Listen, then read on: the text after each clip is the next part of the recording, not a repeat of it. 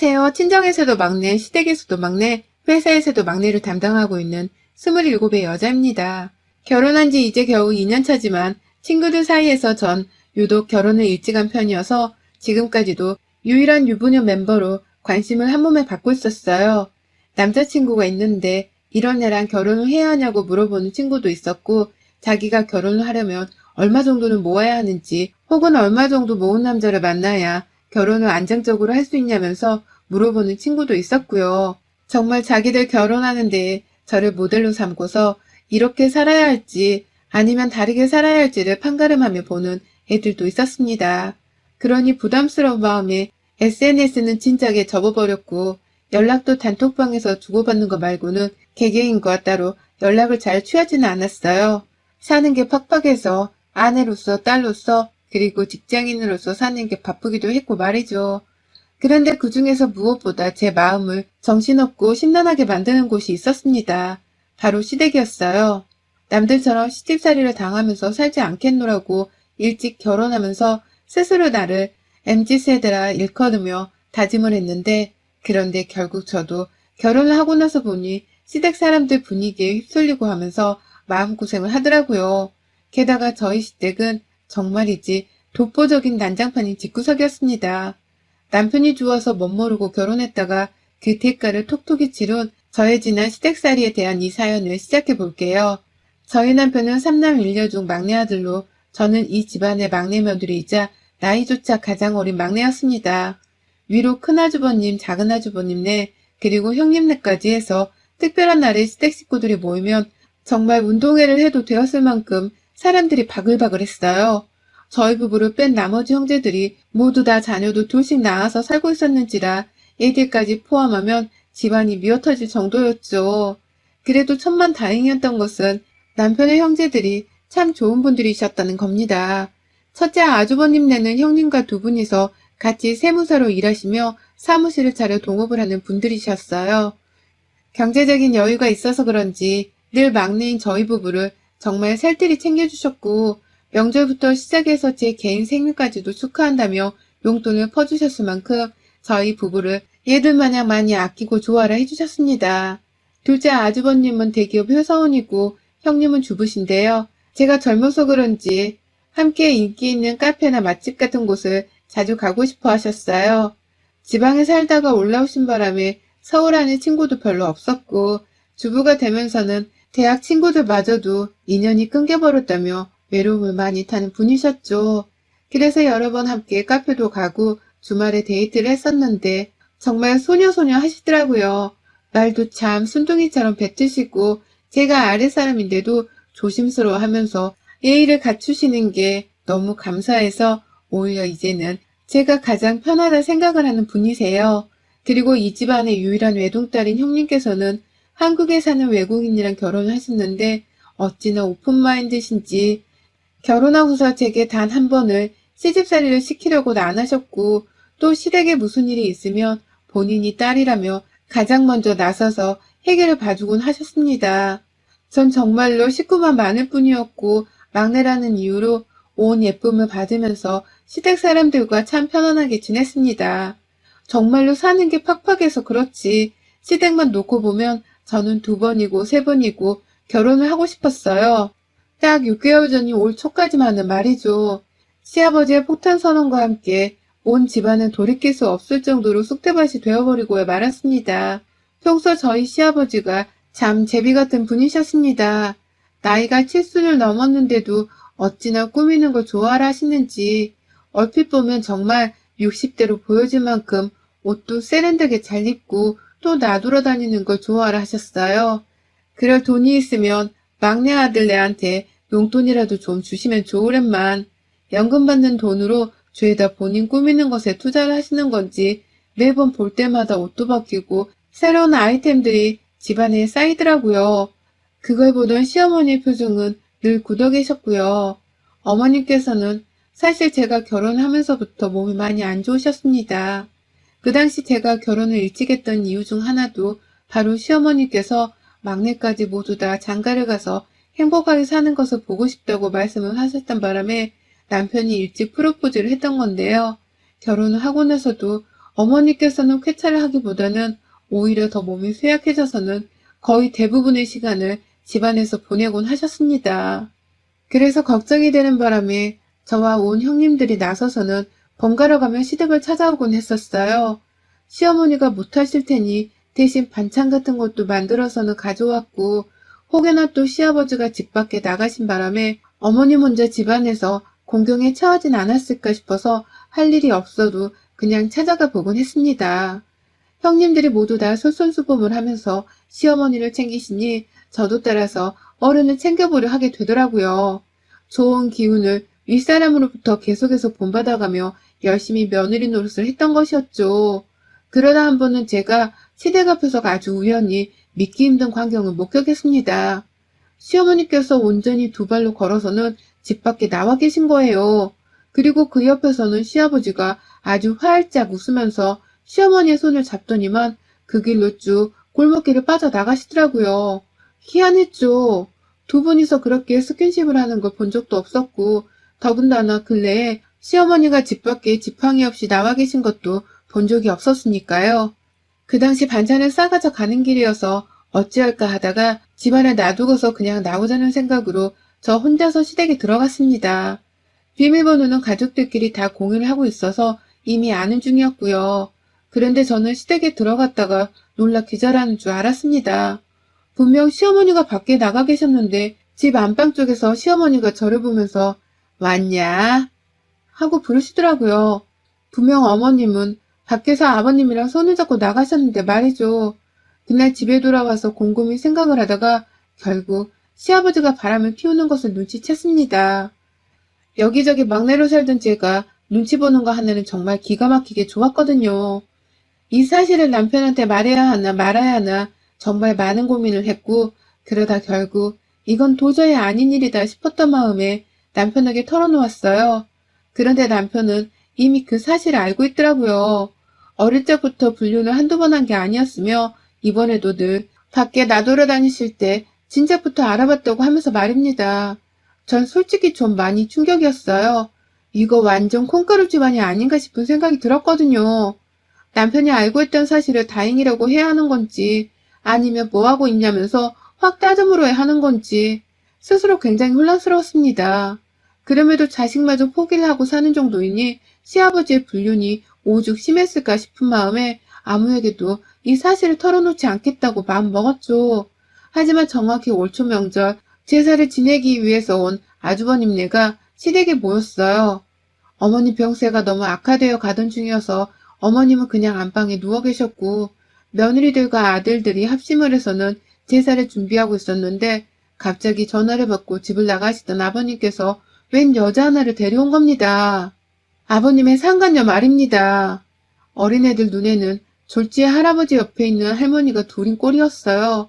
자세히 그 여자를 보니 제가 저번에 얼핏 보고서 우리 시어머니신 줄 알았던 골목길 앞 그 여자더라고요. 나이는 시어머니보다 훨 어려 보였어요.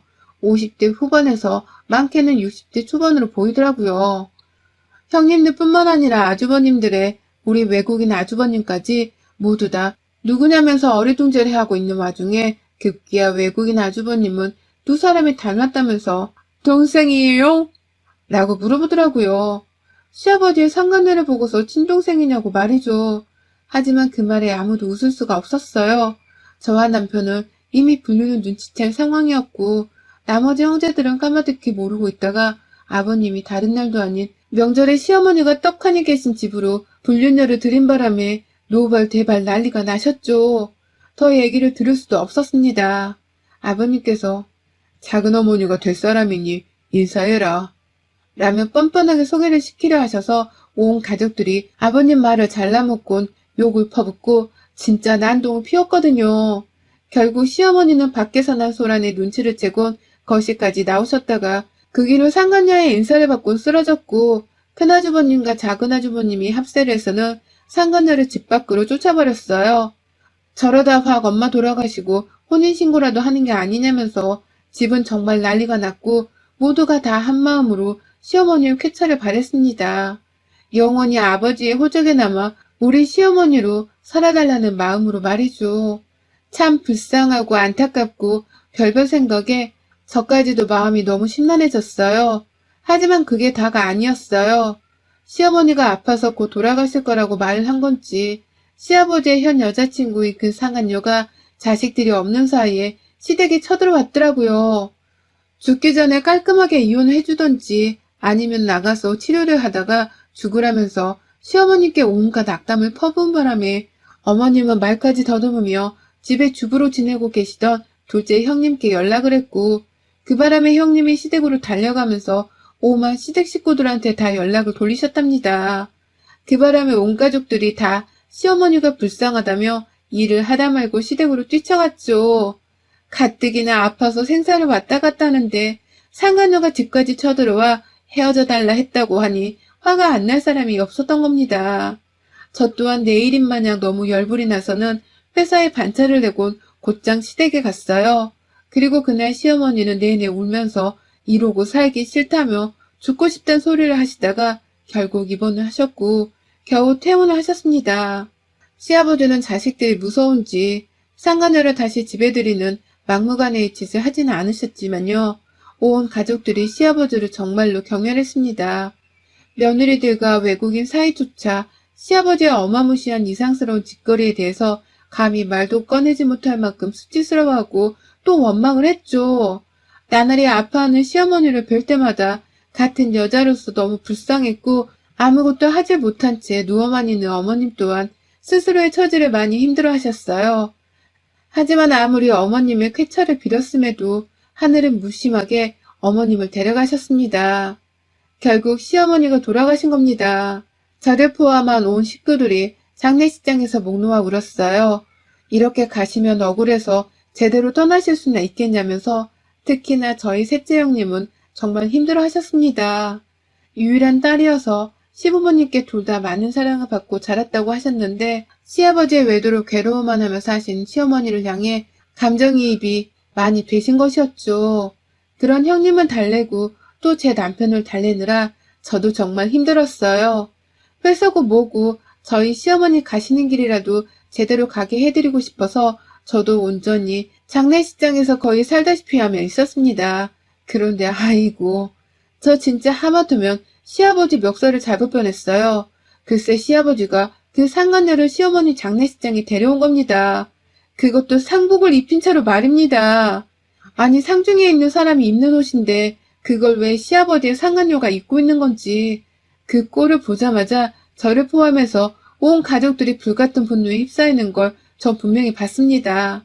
상간녀가 들어오는 순간 꺼이꺼이 울고 있던 셋째 형님이 무슨 폭격기 마냥 옆에서 슝 튕겨나가서는 상간녀한테로 달려든 바람에 온 가족들이 정신없이 형님을 따라가며 분노를 표출했어요. 형님의 손에 머리채가 잡혀서는 장례식장 테이블 위에 놔둔고는 상간녀를 따라서 시아버지는 아이고 네 새엄마한테 뭐하는 짓거리냐. 내가 널 이렇게 가르쳤냐? 라면서 어떻게든 윗사람 취급을 하면서 상간녀를 더 지키려고 하셨는데요. 그 바람에 형님은 더욱 화를 내셨죠. 아버지는 저 이렇게 안 키우셨잖아요. 그런데 아버지는 왜 이렇게밖에 못 사세요? 엄마 장례식장에 이게 무슨... 라면서 시아버지를 향해 피토하듯 화를 내다 결국 뒷목을 잡고 쓰러지셨고요. 그 바람에 외국인 아주버님은 한국말을 조금 하시는 분이신데도 불구하고 What the fuck? fuck! 그 외치면서 형님을 업고 나가셨습니다. 너무 순식간에 일어난 일이라 둘째 형님이 얼떨결에 쓰러진 형님을 챙기겠다고 외국인 아주버님을 따라 같이 장례식장을 빠져나가셨고요. 저는 온 시댁 윗사람들이 시아버지와 상간녀한테 욕을 쏟아붓는 사이 유심히 상간녀를 봤어요. 온 가족들이 상간녀보다도 그런 상간녀를 장례식장에 데려온 시아버지를 향해 원망하듯 말하던 사이 슬그머니 시아버지 옆에서 팔짱을 끼면서 나 기껏 장례식장에 도리 지키려 왔는데 이런 취급을 받아야 해? 라고 말을 하더라고요. 그 말을 끝내는 순간 멀찌감치서 보고 있던 저와 눈이 딱 마주쳤는데 상간녀가 피식거리면서 고개를 절레절레 하더니 말하는 겁니다. 아유 참 자식들 수준하고는 라고 말입니다. 제가 멀리서 너무 쇼크를 받은 나머지 제대로 가족들 사이에서 시아버지를 향해 욕도 못하고 멍하니 서있자 아버님의 상간녀 눈에는 제가 그저 사람들 틈에 섞이기 싫어서 잠시 거리를 두고 있었던 것으로 보였나 보더라고요. 상복을 입고 조강지차 장례식장에 나타난 본인의 짓거리에 충격을 받아서 어쩔 줄 몰라 하던 제 표정을 상간녀는 그저 뭘 이렇게까지 난동을 피우나 라고 생각을 하고 있다는 것처럼 본 것입니다.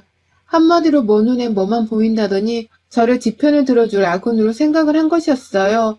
그 순간 앞에서 시아버지를 향해 욕을 날리던 온 자식들이 상간녀에게로 이목을 집중시켰어요. 그리고 이내 상간녀가 바라보고 있던 중인 저에게도 시선이 쏠렸죠. 큰형님은 지금 이 아줌마가 뭐라는 거야? 자식들 수준하고는?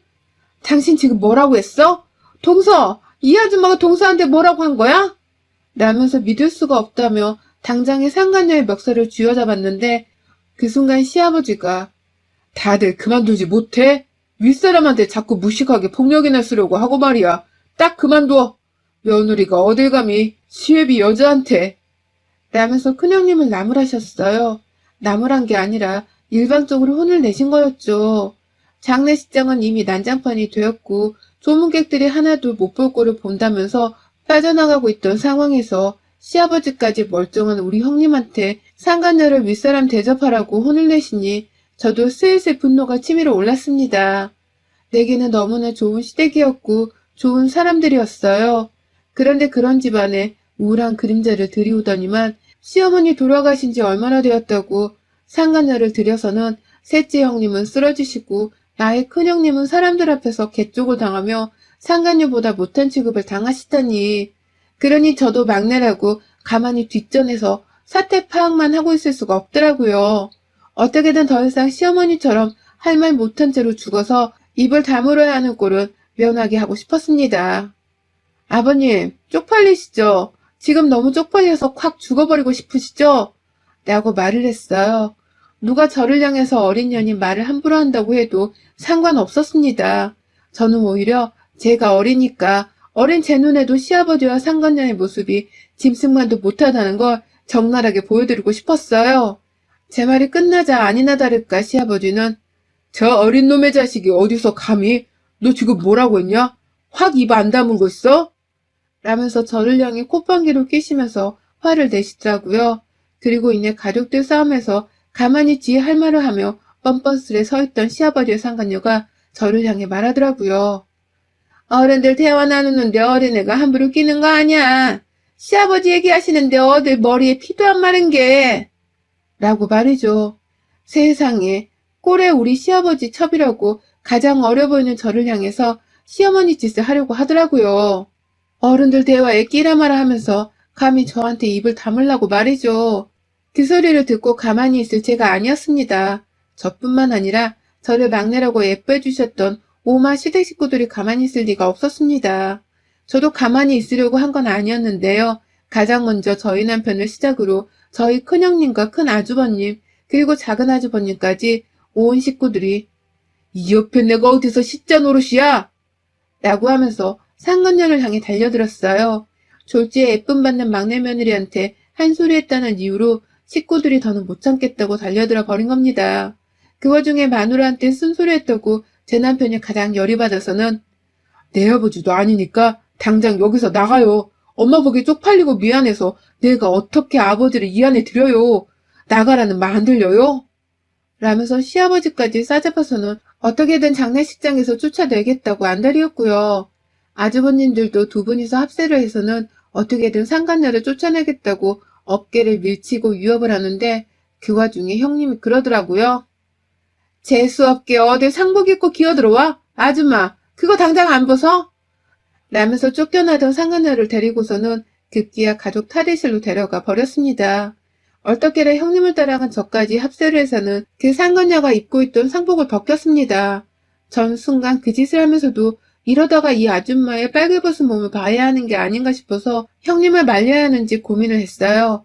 그 아줌마는 속에다가 속바지에 속내의까지 챙겨서 입었더라고요. 그 뻘뻘거리는 더워 죽겠는 한여름의 말입니다.